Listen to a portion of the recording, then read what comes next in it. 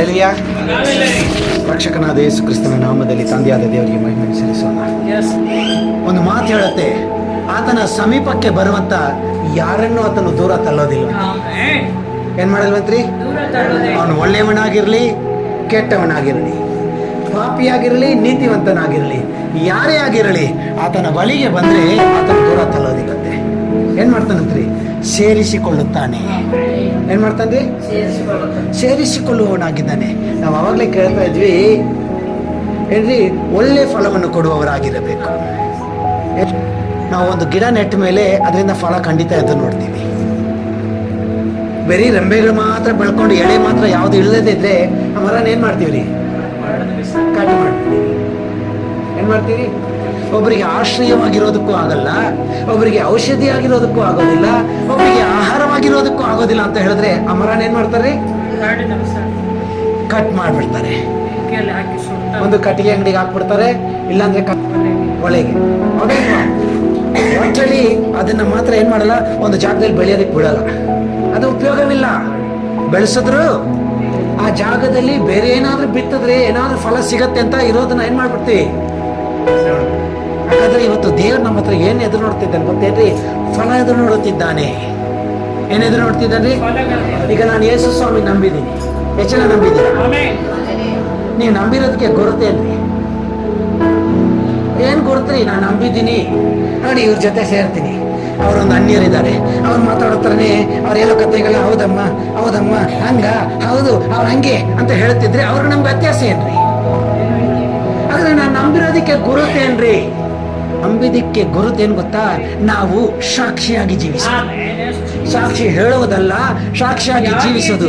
ಈ ಸಹೋದರಿಯರು ನೋಡಿದ ತಕ್ಷಣ ಹೇಳ್ಬೇಕು, ಅಯ್ಯೋ ಇವ್ರ ಬಾಯಿಂದ ಸುಳ್ಳೇ ಬರಲ್ರಿ. ಅಯ್ಯೋ ಇವ್ರ ಹತ್ರ ಹೋದ್ರೆ ಮನಸ್ಸು ನೆಮ್ಮದಿಯಾಗಿರುವಂತೆ ನಾಳಕ್ ಮಾತಾಡ್ತಾರ್ರಿ. ಇವ್ರ ಹತ್ರ ಹೋಗಿ ಮಾತಾಡಿದ್ರೆ ಏನೋ ಒಂದು ಧ್ವಜಿ ನನ್ನ ಹತ್ರದಿಂದ ಹೊರಗೋಗಿ ಹಗುರವಾದಂಗಿರತ್ರಿ, ಅದಕ್ಕೆ ಅವ್ರ ಹತ್ರ ಮಾತಾಡ್ತೀನಿ ಅನ್ನುವಂತ ಸಾಕ್ಷಿಯಾದಂತ ಜೀವನ. ನೀವ್ ಹೇಳೋ ಸಾಕ್ಷಿ ಅಲ್ಲ, ನಿಮ್ಮ ಹತ್ರ ಬಂದಾಗಲೇ ಅವ್ರ ಹತ್ರ ಬದಲಾವಣೆ ಬರಬೇಕು. ಅದಕ್ಕೆ ಹೆಸರು ಹೇಳೋದು ಫಲ ಅಂತ. ಏನ್ ಹೇಳತ್ರಿ? ಸ್ಥಾನಿಕನಾದ ಯೋಹಾನನು ಹೇಳುತ್ತಾನೆ, ನೀವು ಮನಸ್ಸಾಂತರ ಹೊಂದಿದ್ರೆ ಅದಕ್ಕೆ ತಕ್ಕಂತ ಫಲಗಳನ್ನು ಕೊಡಿರಿ.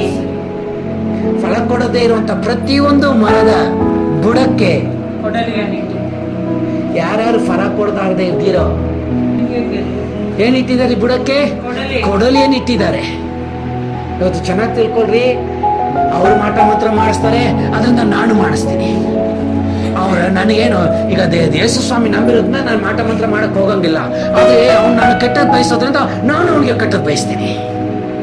ಅವ್ನು ನನಗೆ ಎಷ್ಟೋ ಅನ್ಯಾಯ ಮಾಡಿದ್ದಾನೆ, ನಾನು ಒಂದಾದ್ರೂ ಮಾಡಬಾರ್ದೇನೋ? ಮತ್ತೇನು ಬರೆದ ಸುವಾರ್ತೆ ಪುಸ್ತಕ ತೆಗಿರಿ, 3ನೇ ಅಧ್ಯಾಯ 8ನೇ ವಾಕ್ಯ.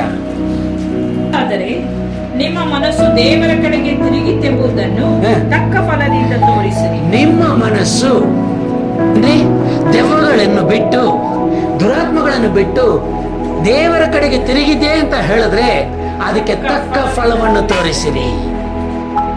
ನೀನು ಹೇಗೆ ತಕ್ಕ ಫಲವನ್ನು ತೋರಿಸಬೇಕು ಎನ್ನುವುದಕ್ಕಾಗಿ ಒಬ್ಬ ನಿನಗಿಂತ ಮುಂಚೆ ಜೀವಿಸಿ ತೋರಿಸಿದ್ದಾನೆ. ನೀನು ಹೀಗೆ ಜೀವಿಸಬೇಕು. ತೋರಿಸಿಲ್ಲ ಅಂದ್ರೆ ನನಗೆ ಜೀವಿಸೋದು ಹೆಂಗಂತ ಗೊತ್ತಿಲ್ಲ ಅಂತ ನೀವು ಹೇಳಬಹುದು. ಹೌದಾ ಇಲ್ವಾ? ನಿಮಗೆ ಯಾರು ಪಾಠ ಮಾಡಿಲ್ಲ ಅಂದ್ರೆ ಇದು ಒಳ್ಳೇದು, ಇದು ಕರೆ, ಇದು ತಪ್ಪು ಅನ್ನೋದು ನನ್ಗೆ ಹೆಂಗ್ ಗೊತ್ತಾಗುತ್ತೆ? ಒಬ್ರು ಕಳಿಸ್ಬಿಟ್ಟ ಮೇಲೂ ನಾನು ತಪ್ಪುಣ ಒಳ್ಳೇದು ಅನ್ಕೊಂಡು ಮಾಡಿದ್ರೆ ನಾನು ಮಾಡೋದು ತಪ್ಪೆ ಅಂತ ನನ್ನ ಮನಸ್ಸು ಏನ್ ಗೊತ್ತಾಗುತ್ತೆ? ಅವಾಗ ನನ್ನನ್ನು ಎಚ್ಚರಿಸ್ತಾನೆ ಇರುತ್ತೆ. ಯಾಕಂದ್ರೆ ನಾನು ತಿಳಿದಿದ್ದೀನಿ, ಕಾರಣ ನನಗೆ ತಿಳಿಸಿದ್ದಾರೆ. ಏನ್ ಮಾಡಿದ್ದಾರೆ? ನನಗೆ ತೋರಿಸಿಕೊಟ್ಟಿದ್ದಾರೆ. ನನಗೆ ತೋರಿಸಿಕೊಟ್ಟಿರೋದು ಯಾರು ಗೊತ್ತಾ? ಯೇಸು ಕ್ರಿಸ್ತನು ಈ ಭೂಲೋಕದಲ್ಲಿ ಮನುಷ್ಯನಾಗಿ ಜೀವಿಸುವಾಗ ಹೇಗೆ ಜೀವಿಸಬೇಕೆನ್ನುವುದನ್ನು ತೋರಿಸಿಕೊಟ್ಟು ಆತನು ಹೇಳ್ತಾನೆ, ನೀವು ನನ್ನ ಹೆಜ್ಜೆಯ ಜಾಡುಗಳನ್ನು ಹಿಂಬಾಲಿಸಿರಿ. You follow my examples. ನನ್ನ ಹೆಜ್ಜೆಯ ಜಾಡುಗಳನ್ನು ಹಿಂಬಾಲಿಸಿರಿ. ನನ್ನ ಹೆಜ್ಜೆಯ ಜಾಡುಗಳನ್ನು ನೀನು ಹಿಂಬಾಲಿಸುವಾಗ ಕೆಡುಕನು, ಈ ದುರಾತ್ಮವು, ಈ ಮಾಟ ಮಂತ್ರವು ಯಾವುದು ನಿಮ್ಮನ್ನು ಮುಟ್ಟೋದಿಲ್ಲ. ಅದಕ್ಕೆ ಧೈರ್ಯವಾಗಿ ಹೇಳ್ತಾನೆ ಯೇಸು ಸ್ವಾಮಿ, ಕೆಡುಕನಿಗೆ ಸಂಬಂಧಪಟ್ಟದ್ದು ನನ್ನ ಬಳಿಯಲ್ಲಿ ಏನೂ ಇಲ್ಲ. ಅನಂತರ ದೇವರ ವಾಕ್ಯದಲ್ಲಿ ಹೇಳುತ್ತೆ, ದೇವರಿಂದ ಹುಟ್ಟಿದವನು ಪಾಪ ಮಾಡುವುದಿಲ್ಲ, ಕೆಡುಕನು ಅವನನ್ನು ಮುಟ್ಟೋದಿಲ್ಲ. ಎಷ್ಟು ಜನ ಓದಿದ್ದೀರಾ? ಆಮೆನ್. ಓದಿದ್ದೇನೆ. ಯಾವ ಮಾಟ ಮಂತ್ರವು ಯಾವ ದುರಾತ್ಮವು ಯಾರು ಏನೇನೋ ಕಣ್ಣಿಗೆ ತರ ನೋಡಿ, ಆ ಕಣ್ಣಿನ ದೃಷ್ಟಿ ಯಾವುದು ನಮ್ಮನ್ನು ಮುಟ್ಟೋದಿಲ್ಲ. ಯಾಕಂದ್ರೆ ನನ್ನ ದೇವರು ಅಷ್ಟು ಬಲವುಳ್ಳ ಜೀವನವನ್ನು ನಮಗೆ ತೋರಿಸಿಕೊಟ್ಟಿದ್ದಾನೆ. ಅರೆ, ಯೇಸು ಕ್ರಿಸ್ತನು ತೋರಿಸಿಕೊಟ್ಟಿದ್ದಾನೆ. ಯಾರೆಲ್ಲ ನನ್ನ ದೇವರನ್ನು ಮೆಚ್ಚಿಸಬೇಕಂತ ಬಯಸುತ್ತೀರೋ ಅವ್ರು ಯೇಸು ಕ್ರಿಸ್ತನ ಹಿಂಬಾಲಿಸಿ. ಆಮೆನ್. ಯಾರು ಹಿಂಬಾಲಿಸ್ರಿ? ಯೇಸುವನ್ನೇ ಬಾಳಿಸಿ. ದೇವರು ಇಟ್ಟಿರುವಂತ ಮಾರ್ಗ ಯೇಸು ಕ್ರಿಸ್ತನು. ಬೇರೆ ಭೂಲೋಕದಲ್ಲಿ ಎಷ್ಟೋ ದೇವರುಗಳು ಬಂದಾರೆ, ಹೋಗ್ಯಾರೆ. ಏನ್ ಮಾಡಲಿ? ಬಂದಿದ್ದಾರೆ, ಹೋಗಿದ್ದಾರೆ. ಆದ್ರೆ ಒಬ್ಬೇ ಒಬ್ರು ಕೂಡ ನಿಮ್ಮನ್ನು ನೋಡಿ ನನ್ನನ್ನು ಹಿಂಬಾಲಿಸಿ ಅಂತ ಹೇಳಿಲ್ಲ. ಒಬ್ಬರು ಹೇಳಿಲ್ಲ. ನಾನ್ ಹೆಂಗ್ ನಡೆದಿದ್ದೀನೋ ಹಂಗೆ ನೀವು ನಡೀರಿ ಅಂತ ಒಬ್ಬರು ಹೇಳಿಲ್ಲ. ಹೇಳಿರುವುದು ಒಬ್ಬರೇ ಒಬ್ಬರು ಅಂತ ಹೇಳಿದ್ರೆ ದೇವರಿಂದ ಕಳಿಸಿಕೊಡಲ್ಪಟ್ಟವರು ಆಗಿರುವಂತ ಯೇಸು ಕ್ರಿಸ್ತನೊಬ್ಬನೇ. ಆದ್ದರಿಂದ ಅಲ್ಲಿ ವಾಕ್ಯ ಹೇಳುತ್ತೆ, ನೀವು ದೇವರ ಕಡೆಗೆ ತಿರುಗಿದ್ದೀರಿ ಎಂಬುದನ್ನು ತಕ್ಕ ಫಲದಿಂದ ತೋರಿಸಿರಿ. ಕಡೆಗೆ ತಿರುಗಿದ್ದೀನಿ ಅಂತ ಹೇಳಿದ್ರೆ ಅದಕ್ಕೆ ಇನ್ನೊಂದು ಮಾತೇನು ಗೊತ್ತಾಗುತ್ತೆ? ದೇವರಿಂದ ಹುಟ್ಟಿದವನು. ಮನುಷ್ಯನಿಂದ ಹುಟ್ಟಿ ಮಾಡಲಾರದೆ ಪಾಪಗಳನ್ನೆಲ್ಲ ಮಾಡಿ ಅನುಭವಿಸಲಾರದೇ ಇರುವಂತ ನೋವುಗಳನ್ನೆಲ್ಲ ಅನುಭವಿಸಿ ಆಗಬಾರದಿರುವಂತ ಎಲ್ಲ ನಷ್ಟಗಳನ್ನು ಮಾಡಿಕೊಂಡು ಜೀವಿಸಿ ಈಗ ನಮ್ಮ ಕೈಲಿ ಆಗ್ತಾ ಇಲ್ಲ ದೇವರೇ, ಇನ್ನು ಮೇಲೆ ನಮ್ಗೆ ನೀವೇ ಸಹಾಯ ಅಂತ ಬಂದಿದ್ದೀವಿ. ಈಗ ನಮ್ಮ ಕೈಲಿ ಆಗ್ತಾ ಇಲ್ಲ ದೇವರೇ, ಈಗ ನಮಗೆ ನೀವೇ ಸಹಾಯ ಅಂತ ಬಂದಾಗ ದೇವರು ಹೇಳ್ತಾನೆ, ಈ ದಾರಿಯಲ್ಲಿ ನಡಿ, ನಿನ್ನ ಜೊತೆ ನಾನಿದ್ದೀನಿ. ಯಾಕಂದ್ರೆ ಈ ದಾರಿನ ಮಾಡಿದ ಯಾರು ಗೊತ್ತಾ? ನಾನೇ. ಯಾರು ಹೇಳಿದ್ರೆ? ದೇವರು ಹೇಳ್ತಾನೆ, ಈ ದಾರಿನ ಮಾಡಿರೋದು ಯಾರು ಗೊತ್ತಾ? ನಾನೇ. ನನ್ನ ಹತ್ರ ಬರೋದಿಕ್ಕೆ ಈ ಜಗತ್ತಲ್ಲಿ ಒಂದೇ ದಾರಿ ಇರೋದು, ದೇವರು ಮಾಡಿರುವಂತ ದಾರಿ ಒಂದೇ ದಾರಿ. ಮನುಷ್ಯರು ಬಂದು ನಾನಾ ದಾರಿಗಳನ್ನು ಮಾಡ್ಕೊಂಡಿದ್ದಾರೆ. ಮನುಷ್ಯರು ಮಾಡ್ಕೊಂಡಿರೋ ದಾರಿಗಳನ್ನು ಹೇಳುವಾಗ ಅವ್ರು ಏನ್ ಗೊತ್ತಾ ಹೇಳ್ತಾರೆ? ದೇವರು ಒಬ್ಬರೇ ಅಂತ ನನಗೆ ಗೊತ್ತು, ಆದ್ರೆ ನಾವು ನಮ್ಮ ರೀತಿಯಲ್ಲಿ ದೇವ್ರನ್ನ ಹುಡುಕ್ತೀವಿ. ಅನೇಕ ಮಾರ್ಗಗಳಿದ್ದಾವೆ ದೇವರ ಹತ್ರ ಹೋಗೋದಿಕ್ಕೆ. ಎಷ್ಟು ಮಾರ್ಗಗಳಿದೆ ರೀ? ಅನೇಕ ಮಾರ್ಗಗಳಿದೆ ದೇವರ ಹತ್ರ ಹೋಗೋದಿಕ್ಕೆ. ಆದ್ರೆ ಸತ್ಯವೇದದಲ್ಲಿ ದೇವರೇ ಹೇಳಿರುವಂತ ಮಾತು, ನನ್ನ ಬಳಿಗೆ ಬರ್ಬೇಕಂದ್ರೆ ನನ್ನ ಮಾರ್ಗ ನಾನ್ ಮಾಡಿರುವಂತ ಒಂದೇ ಮಾರ್ಗದಿಂದನೇ ಬರಕ್ಕಾಗದು. ನನ್ನ ಹತ್ರದಿಂದ ನೀವು ಆಶೀರ್ವಾದ ಪಡ್ಕೋಬೇಕಂದ್ರೆ ಏನವ? ಒಂದೇ ಮಾರ್ಗದಲ್ಲಿ ನಡೆದ್ರೆ ಮಾತ್ರನೇ ಆಶೀರ್ವಾದ. ನಾನು ಒಂದು ಕಾನೂನು ಇಟ್ಟಿದ್ದೀನಿ, ಒಂದು ನಿಯಮವನ್ನು ಇಟ್ಟಿದ್ದೀನಿ. ಅದನ್ನ ಪಾಲಿಸುವಾಗ ಏನೆಲ್ಲ ಆಶೀರ್ವಾದಗಳನ್ನ ನಾನು ಕೊಡ್ತೀನಿ ಅಂತ ಹೇಳಿದ್ದೀನೋ ಅದೆಲ್ಲ ನಿಮ್ಗೆ ಕೊಟ್ಬಿಡ್ತೀನಿ. ನೀವಾಗಿ ಒಂದು ನಿಯಮಗಳನ್ನು, ನೀವಾಗಿ ಒಂದು ಸಂಪ್ರದಾಯಗಳನ್ನು, ನೀವಾಗಿ ಒಂದು ದಾರಿಗಳನ್ನು ಮಾಡಿಕೊಂಡು ಅದನ್ನೆಲ್ಲ ಪಾಲಿಸ್ಬಿಟ್ಟು ಇದರಿಂದ ನಾನು ದೇವರನ್ನ ಮೆಚ್ಚಿಸ್ತಾ ಇದ್ದೀನಿ ಅಂತ ಹೇಳಿದ್ರೆ, ಒಂದು ಕಾಲವು ದೇವರು ನೋಡಿ ನಿನ್ ಕೈಯಿಂದ ಮಾಡಿದಂತ ಕೆಲಸಗಳನ್ನು ನೋಡಿ ನಾನು ಮೆಚ್ಚುವವನಲ್ಲ. ನಿನ್ನ ಸರ್ವಾಂಗ ಹೋಮಗಳನ್ನು ಸಮರ್ಪಿಸು. ಮತ್ತು ಆಸ್ತಿಯಲ್ಲಿ ಅರ್ಧ ನಾನು ದೇವರಿಗೆ ಅಂತ ಸಮರ್ಪಿಸ್ತೀನಿ ಅಂತ ಸಮರ್ಪಿಸು. ಆದ್ರೆ ಇದ್ರಲ್ಲಿ ನನಗೆ ಯಾವುದು ಇಷ್ಟ ಇಲ್ಲ ಅಂತ ದೇವರು ಹೇಳ್ಬಿಡ್ತಾನೆ. ಏನ್ ಹೇಳ್ತಾನವ? I don't like all these things. ಯಾಕಂದ್ರೆ ಈ ಸರ್ವಾಂಗ ಹೋಮಕ್ಕೆ ನೀನು ಉಪಯೋಗಿಸ್ತಲ್ಲ ವಸ್ತು, ಅದೆಲ್ಲ ನಾನು ಉಂಟು ಮಾಡಿದ್ದು. ಈ ಯಜ್ಞಗಳನ್ನು ಸಮರ್ಪಿಸ್ತಿಯಲ್ಲ, ಏನ್ರಿ ಕುರಿ ಆಕಳ ಇನ್ನು ಏನೇನು ಪ್ರಾಣಿಗಳಿದೆ ಇವೆಲ್ಲ ಸಮರ್ಪಿಸ್ತಿಯಲ್ಲ, ಅವುಗಳಿಗೆಲ್ಲ ಜೀವ ನಾನ್ ಕೊಟ್ಟಿರೋದು. ಅದನ್ನ ಮತ್ತೆ ನಾನೇ ತಗೊಂಡು ಸಂತೋಷ ಪಡ್ಬೇಕೇನು? ಈ ಭೂಮಿಯಲ್ಲಿ ಇದೇ ಉಂಟಾಗುತ್ತೆ ನೋಡಿ, ಉತ್ಪತ್ತಿ ಆಗ್ತಾ ಇದೆ ನೋಡಿ, ಬಂಗಾರ ಇವೆಲ್ಲವನ್ನು ನಾನು ಭೂಮಿಯಲ್ಲಿ ಇಟ್ಟಿದ್ದು. ಅದನ್ನು ಹುಡುಕಿ ತೆಗೆದು ದೇವರಿಗೆ ಒಂದು ಕಿರೀಟ ಕೊಟ್ಬಿಟ್ರೆ ನಾನು ಮೆಚ್ಚಿಬಿಡ್ತೀನಿ ಏನು? ದೇವರಿಗೆ ಒಂದು ಒಳ್ಳೆ ಏನು 2 ತೊಳ ಸರ ಹಾಕ್ಬಿಟ್ರೆ ನಾನು ಮೆಚ್ತೀನೇನು? ಅದೆಲ್ಲ ನಂದು. ನಾನು ಬೇಡ ಅಂತ ಪರಲೋಕದಿಂದ ಕಸ ಅಂತ ಹೇಳಿ ಭೂಮಿಗೆ ಬಿಸಾಡಿಬಿಟ್ಟಿದ್ದೀನಿ. ಏನಂತ ಬಿಸಾಡೀನಿ? ಕಸ ಅಂತ ಬಿಸಾಡೀನಿ. ಆ ಕಸನ ತೊಳೆದು ನೀವು ಶುದ್ಧ ಮಾಡಿ ತೊಳೆದು ತಂದು ಕೊಟ್ಬಿಟ್ರೆ ಆಹಾ ಇದು ನನಗೆ ಬೇಕು ಅಂತ ತೊಗೊಳ್ತಾರೇನ್ರಿ? ನನಗಿಷ್ಟ ಇಲ್ಲ ಅದು. ನನಗಿಷ್ಟ ಅಂದ್ರೆ ಯಾವ್ದು ಗೊತ್ತಾ? ನೀವೇ. ನನಗಿಷ್ಟ ಯಾರ್ರೀ? ನೀವೇ ನನಗಿಷ್ಟ. ಯಾಕಂದ್ರೆ ನಿಮ್ಮೊಳಗಿದೆ ನೋಡಿ ಜೀವ, ಅದನ್ನ ನಾನೇ ಕೊಟ್ಟಿರೋದು. ಏನ್ ಮಾಡಿದ್ದೀನಿ ನಾನು? ಆ ಜೀವವನ್ನ ಯಾರು ಕೊಟ್ಟಿರೋದು? ಏನೋ ನೋಡಿ, ಆ ಜೀವನ ನಾನು ಕೊಟ್ಟಿದ್ದೀನಿ ಅಂತ ಹೇಳಿಬಿಟ್ಮೇಲೆ ಇಲ್ಲಿಂದ ತೆಗೆದು ಹಿಂಗ್ ಕೊಟ್ಟೆ ಅಂತ ಇಲ್ಲ, ಇಲ್ಲಿ ಒಳಗಿಂದ ತೆಗೆದು ನಾನು ಕೊಟ್ಟಿದ್ದೀನಿ. ಬೆಳ್ಳಿ ಬಂಗಾರ ಸೈಡಲ್ಲಿ ಬಿದ್ದಿದ್ದೆ ಎತ್ತು ಒಕ್ಕಡ್ದ, ಆದ್ರೆ ಜೀವ ಮಾತ್ರ ನೋಡಿ ಆತನ ಒಳಗಿಂದ ಕೊಟ್ಟಿದ್ದಾನಂತೆ. ಆದ್ದರಿಂದ ನಮ್ಮ ಒಳಗೆ ಏನಾದ್ರೂ ಜೀವ ಇದೆ ಅಂತ ಹೇಳಿದ್ರೆ ಅದು ಆತನ ಒಳಗಿಂದ ಬಂದಂತ ಜೀವ. ಆ ಜೀವ ಯಾರ್ದ್ರಿ? ದೇವರದ್ದು. ದೇವರದೇ. ಆ ಜೀವ ಯಾರ್ದ್ರಿ? ದೇವರದೇ. ಆದ್ದರಿಂದ ನಾನು ಕೊಟ್ಟಿರುವಂತಹ ಜೀವನ ಸುರಕ್ಷಿತವಾಗಿ, ಭದ್ರವಾಗಿ, ಪರಿಶುದ್ಧವಾಗಿ ನೀನು ಹುಟ್ಟುವಾಗ ಯಾವ ಕಲ್ಮಶ ಇಲ್ಲದೆ, ಯಾವ ಪಾಪ ಇಲ್ಲದೆ, ಯಾವ ದೋಷವಿಲ್ಲದೆ, ಯಾವ ಒಂದು ಏನ್ರಿ ದುರಾತ್ಮದ ಕ್ರಿಯೆ ಇಲ್ಲದೆ ಶುದ್ಧವಾಗಿ ಹೇಗೆ ನಾನು ಕಳಿಸಿದ್ನೋ ಅದೇ ತರ ನೀನು ನನಗೆ ರಿಟರ್ನ್ ಕೊಡಬೇಕು ಅನ್ನೋದು ಬಯಕೆಯಿಂದ ಆತ ನಿಮಗೆ ಕೊಟ್ಟ. ಏನ್ ಮಾಡಿದ? ಅದೇ ಶುದ್ಧವಾಗಿ, ಅದೇ ನಿಷ್ಕಳಂಕವುಳ್ಳದಾಗಿ ಹಾಗೆ ವಾಪಸ್ ನನಗೆ ಕೊಡಬೇಕೆನ್ನೋದನ್ನ ದೇವರು ಬಯಸ್ದ. ಅದು ನಾವು ಏನ್ ಮಾಡಿದೀವಿ? ಹುಟ್ಟಿದ ತಕ್ಷಣ ಬೆಳೀತಾ ಬೆಳೀತಾ ಈ ಮನುಷ್ಯರು ಮಾಡುವಂತ ಸಂಪ್ರದಾಯಗಳನ್ನು, ಮನುಷ್ಯರು ಮಾಡುವಂತ ಕಳಂಕವಾದದನ್ನು ನಾವು ನೋಡಿ ನೋಡಿ ನೋಡಿ ಅದನ್ನೇ ಕರೆಕ್ಟ್ ಅಂತ ನಾವು ಮಾಡ್ಕೊಂಡ್ಬಂದಿವ ಇಲ್ವಾ? ಈಗ ಎಲ್ಲರೂ ಏನಾಗಿದ್ದೀವಿ ಅಂದ್ರೆ, ಸತ್ಯವೇದ ಹೇಳುತ್ತದೆ ಪಾಪ ಮಾಡಿದವರಾಗಿದ್ದೀವಿ. ಏನಾಗಾರು ಸಂಬಳ ಏನ್ರಿ? ಪಾಪವು ಕೊಡುವ ಸಂಬಳ. ಯಾಕಂದ್ರೆ ಸತ್ಯವೇದ ಹೇಳುತ್ತದೆ ಭೂಮಿಯಲ್ಲಿ ನೀತಿವಂತನು ಒಬ್ಬನಾದರೂ ಇಲ್ಲ, ಎಲ್ಲ ಮಾಡಿ ಏನಾಗಿದ್ದಾರೆ? ದೇವರು ಯಾರೆಂದು ತಿಳಿಯಲಾರದೆ ಹೋಗಿದ್ದಾರೆ. ಈಗ ನಿಜವಾದ ದೇವರು ಯಾರು ಅಂತ ಹೇಳಿದ್ರೆ ನಾವೆಂತೀವಿ? ಯೇಸು ಅಂತ ಹೇಳ್ತೀವಿ, ಹೌದಾ ಇಲ್ವಾ? ಅದು ನಿಜವಾದ ದೇವರನ್ನು ಯೇಸು ಅಂತ ಹೇಳುವಾಗ ಯೇಸು ಸ್ವಾಮಿ ಒಂದ್ ಕಡೆ ಹೇಳ್ತಾನೆ, ನೀವು ದೇವರನ್ನು ನಂಬಿರಿ. ಹಾಗಾದ್ರೆ ಆ ದೇವರು ಯಾರು? ನಾವೆಲ್ಲ ಏನಂತ ಯೇಸು ಸ್ವಾಮಿನೇ ದೇವರು ಅಂತೀವಿ. ಆದ್ರೆ ಯೇಸು ಸ್ವಾಮಿನೇ ಹೇಳ್ತಾರೆ, ಏನಂತ ಯೇಸು ಸ್ವಾಮಿ, ನೀವು ದೇವರನ್ನು ನಂಬಿರಿ, ನನ್ನನ್ನು ನಂಬಿರಿ. ಹಾಗಾದ್ರೆ ಇದಂತ ಮಾತೇನ್ ಗೊತ್ತಾ? ದೇವರನ್ನು ನಂಬಿರಿ. ಯಾರ ದೇವರು? ಏನ್ರಿ? ವ್ಯಕ್ತಿ ಇಂಟರ್ವ್ಯೂ ತೆಗಿತಾ ಇರುವಾಗ ಒಂದು ದೇವರ ಸೇವಕರನ್ನ ನೋಡಿ ಏನ್ ಪ್ರಶ್ನೆ ಕೇಳಿದ ಗೊತ್ತೇನ್ರಿ? ಕುರಾನ್ ದೊಡ್ಡದ, ನಿಜನ, ಭಗವದ್ಗೀತೆನ, ಇಲ್ಲ ಬೈಬಲ್ ಸತ್ಯ ದೊಡ್ಡದ, ಯಾವ್ದು ದೊಡ್ಡದು ಅಂತ ಕೇಳ್ದ. ಇವರಿಗೆ ಅವ್ರೇನ್ ಗೊತ್ತ ಹೇಳಿದ್ರು? ಅದಕ್ಕೆ ಹೆಂಗ್ ಉತ್ತರ ಕೊಡಕ್ ಬರುತ್ತೆ? ನಿಮ್ಮಪ್ಪ ದೊಡ್ಡವ್ರ, ನಮ್ಮಪ್ಪ ದೊಡ್ಡವ್ರ? ಯಾರು ದೊಡ್ಡವ್ರ ಅಂದ್ರೆ ನಾನೇನ್ ಹೇಳಿ? ನಿಮ್ಮಪ್ಪ ನಿನಗ್ ದೊಡ್ಡದು, ನಮ್ಮಪ್ಪ.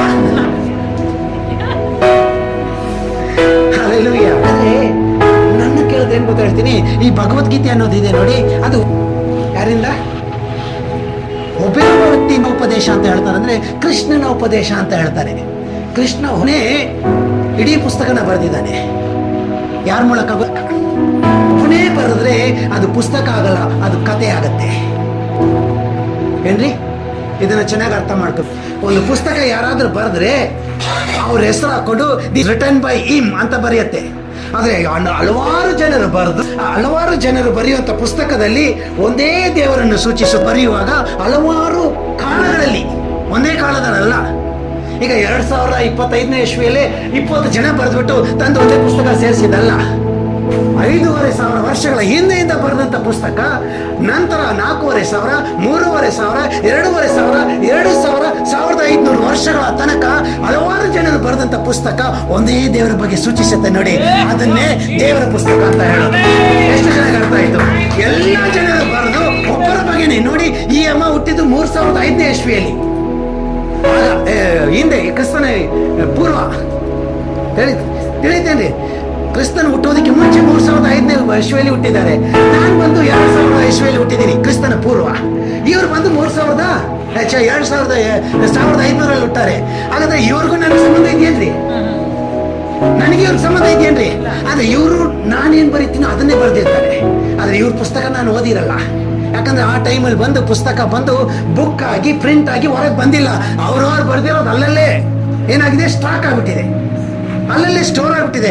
ಕೆಲವೊಂದು ಪುಸ್ತಕಗಳು ಬಂದು ಈ ಚರ್ಮದ ಮೇಲೆ ಬರೆದು ಬಚ್ಚಿಟ್ಬಿಟ್ಟಿದ್ರು. ಕೆಲವೊಂದು ಪುಸ್ತಕಗಳು ಎಲ್ಲಿ ಗೊತ್ತಾ ಬರ್ದಿದ್ರು? ಬಂಡೆ ಕಲ್ಲಿನ ಮೇಲೆ ಬರ್ದಿದ್ರು. ಎಲ್ಲಿ ಬರ್ದಿದ್ರು ರೀ? ಕಲ್ಗಳ ಮೇಲೆ ಬರ್ದಿದ್ರು. ಅದನ್ನ ತಗೊಂಬಂದು ಯಾರು ಓದಕ್ಕಾಗಲ್ಲ, ಅಲ್ಲೇ ಹೋಗ್ಬೇಕು ಅವ್ರಿಗೆ. ಆ ದೇಶಕ್ಕೆ ಹೋಗದೆ ಇರೋರು ಇಲ್ಲಿ ಬರೀತಾರೆ ಆ ದೇವರಿನ ಬಗ್ಗೆನೆ. ಆ ಕಾಲದಲ್ಲಿ ಇಲ್ಲದವರು ಈಗ 100,000 ವರ್ಷಗಳ ನಂತರ ಬರೀತಾರೆ ಆ ದೇವರ ಬಗ್ಗೆನೆ. ಇದನ್ನ ಅದನ್ನ ಮ್ಯಾಚ್ ಮಾಡಿದ್ರೆ ಇಬ್ಬರದು ಮ್ಯಾಚ್ ಆಗುತ್ತೆ. ಆ ಮ್ಯಾಚ್ ಆಗಲು ಪಡುವಂತ ಪುಸ್ತಕನೇ ದೇವರ ವಾಕ್ಯವು ತುಂಬಿರುವಂತ ವೇದಗಳು ಅಂತ ಇದನ್ನೇ ಆರ್ಯರ ಕಾಲದಲ್ಲಿ ಅನೇಕ ಆರ್ಯಗಳು ಕಾಲವನ್ನು ಬಿಟ್ಟು ಬರೆದಂತ ಪುಸ್ತಕನೇ ಋಗ್ವೇದ, ಯಜುರ್ವೇದ, ಅಥರ್ವಣ ವೇದ. ಈ 4 ವೇದಗಳ ಪುಸ್ತಕಗಳನ್ನು ಕೇಳಿದ್ರೆ ಇದು ದೇವರ ಪುಸ್ತಕ ಅಂತ ಹೇಳ್ಬೋದು. ಏನ್ ಹೇಳ್ಬೋದ್ರಿ? ಆದ್ರೆ ರಾಮಾಯಣ, ಮಹಾಭಾರತ, ಮಹಾಭಾರತ ಮತ್ತೆ ಈ ಭಗವದ್ಗೀತೆ ಈ ಪುಸ್ತಕಗಳ ಒಬ್ಬನಿಂದ ಬರೆಯಲ್ಪಟ್ಟಿದ್ದು. ಒಬ್ಬನೇ ರಾಮಾಯಣ ಕಾಲದಲ್ಲೂ ಇದ್ದಂತೆ, ಮಹಾಭಾರತ ಕಾಲದಲ್ಲೂ ಇದ್ದಂತೆ. ಮಹಾಭಾರತ ಕಾಲದಲ್ಲಿ ಅಲ್ಲಿರುವಂತಹ ಮಹಾನ್ ಏನೆಲ್ಲ ಮಾತಾಡಿದ್ನೋ ಅದನ್ನೆಲ್ಲ ಹೋಗಿ ಕೇಳದ್ನಂತೆ. ಒಬ್ಬ ಬರೆದ್ರೆ one man testimony will never stand in the present age, in the olden days also. ಎಷ್ಟು ಚೆನ್ನಾಗಿ ಅರ್ಥ ಆಯ್ತು. ಒಬ್ಬ ಮನುಷ್ಯನ ಸಾಕ್ಷಿ ಈಗಿನ ಕಾಲದಲ್ಲಾಗ್ಲಿ ಹಳೆಯ ಕಾಲದಲ್ಲಾಗ್ಲಿ ಅದು ನಿಲ್ಲೋದಿಲ್ಲ. ಕನಿಷ್ಠ ಪಕ್ಷ 2 ಸಾಕ್ಷಿಗಳಾದ್ರೂ ಇರಬೇಕು ಕೋರ್ಟ್ಗಾದ್ರು. 2 ಅದಕ್ಕಿಂತ ಹೆಚ್ಚಿದ್ರೆ ಮಾತ್ರನೇ ಆ ಸಾಕ್ಷಿನೇನಂತಾರೆ ಪರಿಗಣಿಗೆ ತಂದು ಅದಕ್ಕೆ ತೀರ್ಪು ಕೊಡಕ್ಕಾಗೋದು. ಒಂದೇ ಸಾಕ್ಷಿ ಇಟ್ಕೊಂಡು ತೀರ್ಪು ಕೊಡೋದಿಲ್ಲ, ಅದನ್ನ ಸ್ಟಾಪ್ ಮಾಡಿ ನಿಲ್ಲಿಸ್ಬಿಡ್ತಾರೆ. ಹಾಗಾದ್ರೆ ಈ ಎಲ್ಲಾ ಪುಸ್ತಕಗಳಲ್ಲಿ ಸಾಕ್ಷಿ ಎಷ್ಟು ರೀ? ಒಬ್ಬರೇ. ಆದ್ರೆ ಬೈಬಲ್ಗೆ ಸಾಕ್ಷಿ ಅನೇಕರು ಬರೆದಿದ್ದಾರೆ, ಕುರಾನಿಗೆ ಸಾಕ್ಷಿ ಅನೇಕರು ಬರೆದಿದ್ದಾರೆ, ವೇದಗಳಿಗೆ ಸಾಕ್ಷಿ ಅನೇಕರು ಬರೆದಿದ್ದಾರೆ. ಅವರೆಲ್ಲರೂ ಒಂದೇ ದೇವರ ಬಗ್ಗೆ ಹೇಳ್ತಾರೆ. ವೇದಗಳಲ್ಲಿ ದೇವರ ಬಗ್ಗೆ ಹೇಳುವಾಗ ಏನ್ ಗೊತ್ತಾ ಹೇಳುತ್ತೆ? ನಿನ್ನ ದೇವರು ಸೂರ್ಯನಂತೆ ಪ್ರಕಾಶಿಸುತ್ತಾನೆ, ಆತನು ಬೆಳಕಾಗಿದ್ದಾನೆ. ಹೆಂಗಿದಾನಂತ್ರಿ? ಯಜುರ್ವೇದದಲ್ಲಿ ಬರೆಯಲ್ಪಟ್ಟಿದೆ. ಅದೇ ಯಜುರ್ವೇದದಲ್ಲಿ ಬರೆಯಲ್ಪಟ್ಟಿದೆ, ಆತನು ಪ್ರತಿಮೆಯಾಗಿಲ್ಲ, ಅದರಿಂದ ಪ್ರತಿಮೆಯನ್ನು ಪೂಜಿಸಬೇಡ್ರಿ ಹೋಗುತ್ತಾನೆ. ಯಜುರ್ವೇದ 39:2 ಬರೆಯಲ್ಪಟ್ಟಿದೆ. ಅಲ್ಲಿ ವಾಕ್ಯ ಹೇಳುತ್ತೆ, ದೇವರು ಆತ್ಮನಾಗಿದ್ದಾನೆ, ಆತನನ್ನು ಪೂಜಿಸುವವರು ಆತ್ಮದಿಂದ ಪೂಜಿಸಿರಿ. ನಿಮ್ಗೆ ಗೊತ್ತಿಲ್ಲ, ಕೆಲವೊಂದು ವರ್ಷಗಳ ಹಿಂದೆ, ಹಾಗಾದ್ರೆ ಕ್ರಿಸ್ತ ಪೂರ್ವಕ್ಕೆ ಮುಂಚೆ ಆಗಿನ ಕಾಲದಲ್ಲಿ ಈ ಭಾರತದಲ್ಲಿ ಇದ್ದವರು ಏನ್ ಗೊತ್ತಾ ಮಾಡ್ತಾ ಇದ್ರು? ತಮ್ಮ ಶಕ್ತಿಯಿಂದ ಈ ಪಂಚಭೂತಗಳನ್ನು ಅಧೀನದಲ್ಲಿ ಇಟ್ಕೊಳ್ತಾ ಇದ್ರಂತೆ. ಏನಾಗ್ಬಿಟ್ರು? ಕಳ್ಕೊಂಡ್ಬಿಟ್ರು. ಆ ಕಾಲದಲ್ಲಿ ಇಲ್ಲಿ ಕೆಳಗೆ ನಿಂತ್ಕೊಂಡು ನಕ್ಷತ್ರನ ನೋಡಿ ಈ ದಿನದಲ್ಲಿ ಇದೇ ನಡೆಯುತ್ತೆ ಅಂತ ಹೇಳ್ತಿದ್ರು.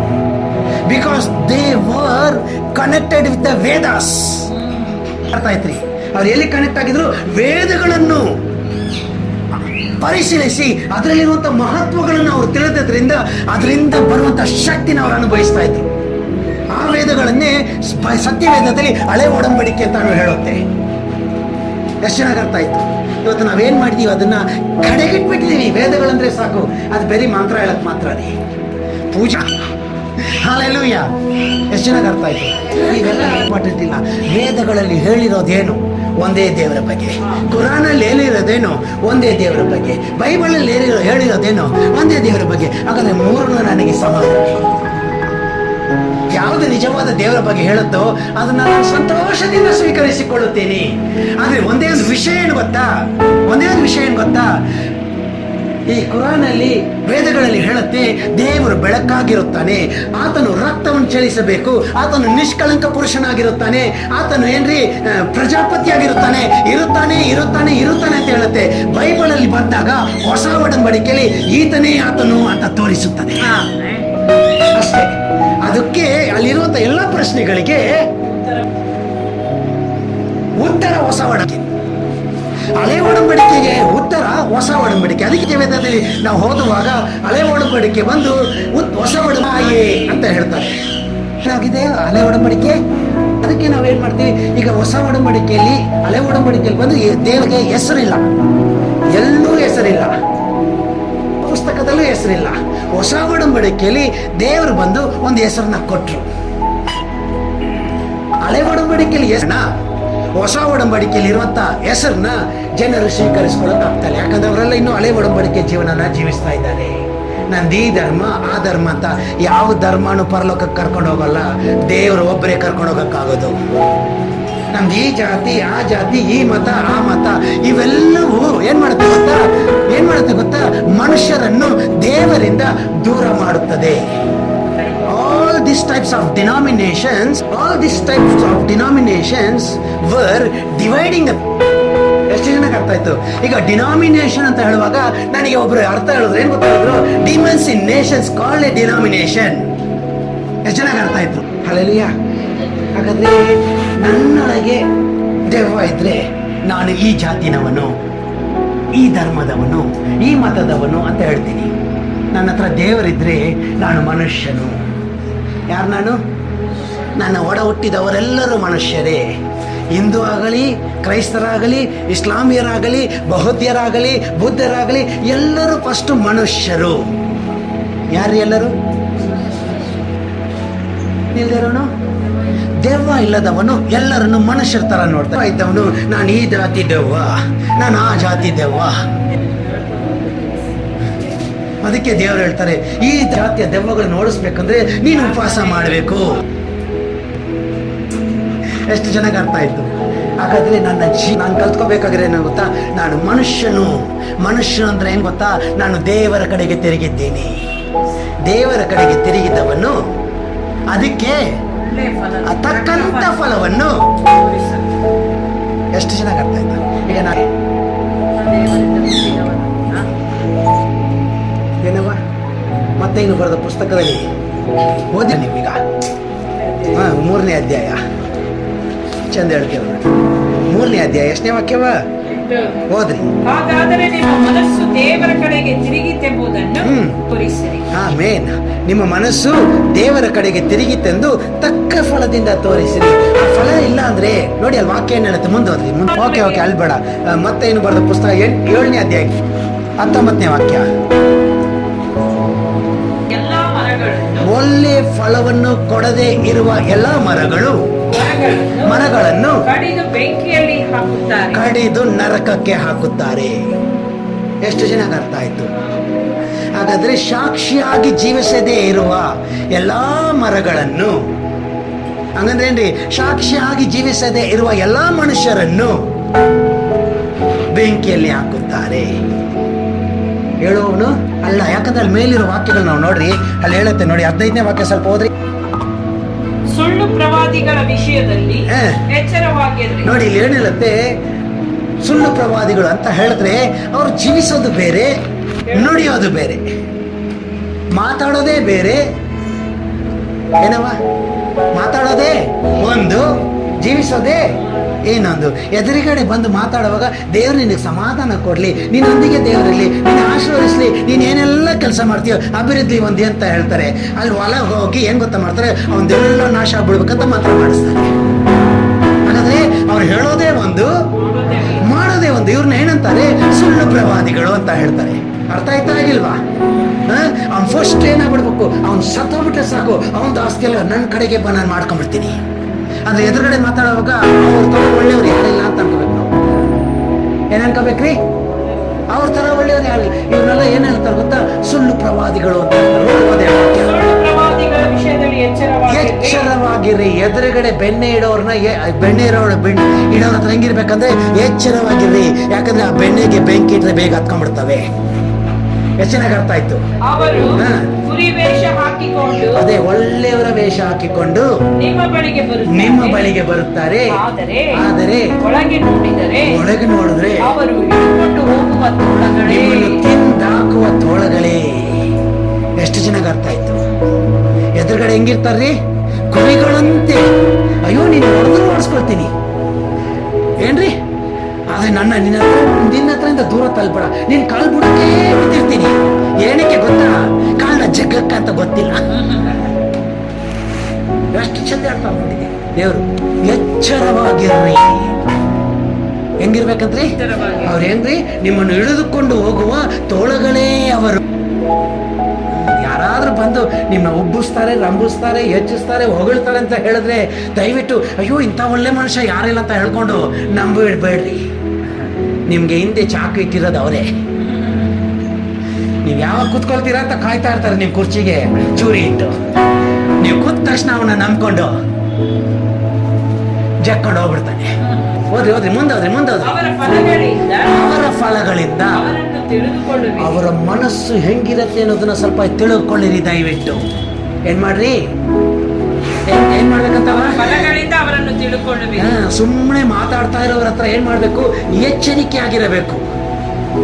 ಹೆಂಗಿರ್ಬೇಕಂತ್ರಿ, ಹೆಂಗಿರೋದು ಮಾತಾಡ ಹೆಂಗಿರ್ಬೇಕಂತೆ, ಸುಂಬಿಸ್ತಾ ಇದ್ರೆ ನಿಮ್ಮ ಹತ್ರ ನಗನಗ್ತಾ ಇವ್ರ ಹತ್ರ ಇದ್ರೆ ನಮ್ ಟೈಮ್ ಪಾಸ್ ಆಗೋದೇ ಗೊತ್ತಾಗಲ್ಲ ಅಂತ ಹೇಳ್ತಾ ನೋಡಿ. ಎಚ್ಚರಿಕೆ ಆಗಿರ್ರಿ. ದೇವರು ನಿನ್ನ ಹೇಳ್ಕೊಂಡು ಹೋಗ್ಬಿಡ್ತಾರೆ. ಯಾಕಂದ್ರೆ ಅವ್ರ ಮನಸ್ಸೆಲ್ಲ ಹೆಂಗಿರ್ತಾವಂದ್ರೆ ನಿಮ್ಮ ಹತ್ರದಿಂದ ಅವಕಾಶವನ್ನು ಎದುರು ನೋಡ್ತಾನೆ ನಿಮ್ಮ ಜೊತೆಲಿ ಇರ್ತಾರೆ. ಏನ್ ನೋಡ್ತಾರವ? ಅವಕಾಶ. ನಿನ್ ಮೇಲೆ ಫಿಟ್ಟಿಂಗ್ ಇಡೋದಕ್ಕೆ ಏನಾದ್ರೂ ಒಂದೇ ಒಂದು ಚಾನ್ಸ್ ಸಿಕ್ಕದ ಸಾಕು, ಇಡೀ ಊರೇ ಹಬ್ಸೋದಕ್ಕೆ ನಾನು ರೆಡಿ. ಆ ನ್ಯೂಸ್ ಒಂದು ಕೊಡವ ಬೇಗ. ಮುಂದೋದ್ರಿ ದಯವಿಟ್ಟು. ಮುಳ್ಳು ಗಿಡಗಳಲ್ಲಿ ದ್ರಾಕ್ಷಿ ಹಣ್ಣುಗಳನ್ನು, ಮಧುಗುಣಿಕೆ ಗಿಡಗಳಲ್ಲಿ ಅಂಜೂರಗಳನ್ನು ಉಂಟೆ. ಕೆಟ್ಟವರ ಹತ್ರ ಯಾವತ್ತೂ ಒಳ್ಳೇದನ್ನ ನಾವು ಪಡ್ಕೊಳಕ್ಕಾಗಲ್ಲ. ಕೆಟ್ಟವರು ಅಂದ್ರೆ ಯಾರು ಗೊತ್ತಾ? ಈ ಭೂಮಿಯಲ್ಲಿ ಹುಟ್ಟಿದಂತ ಪ್ರತಿಯೊಬ್ಬನು ಕೆಟ್ಟವನೇ. ಸತ್ಯವೇದದಲ್ಲಿ ಹೇಳುತ್ತದೆ, ಶತ್ರು ಎಲ್ಲಿದ್ದಾನೆ ಅಂತ ಕೇಳಿದ್ರೆ ನಿನ್ನ ಮನೆಯವರೇ ನಿನಗೆ ಶತ್ರು ಅಂತ ಹೇಳುತ್ತೆ. ಅರ್ಥ ಆಯ್ತು?